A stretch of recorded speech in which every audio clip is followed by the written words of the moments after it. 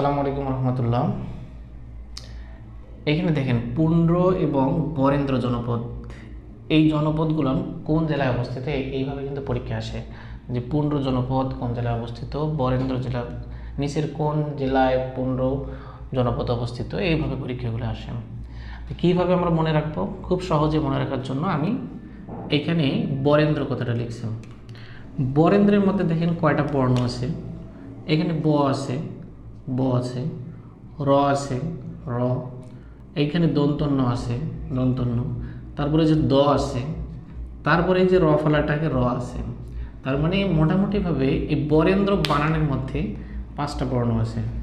এই 5টা বর্ণের প্রথম অক্ষরগুলার এইগুলা দিয়ে কিন্তু 5টা জেলার নাম হয় এবং এই জেলাগুলোর মধ্যেই পুন্ড্র এবং বরেন্দ্র অবস্থিত। দেখেন কিভাবে, বতে হচ্ছে বগুড়া, বতে হচ্ছে বগুড়া, রতে হচ্ছে রাজশাহী, নতে হচ্ছে নওগাঁ, দতে হচ্ছে দিনাজপুর, আর রতে হচ্ছে রংপুর।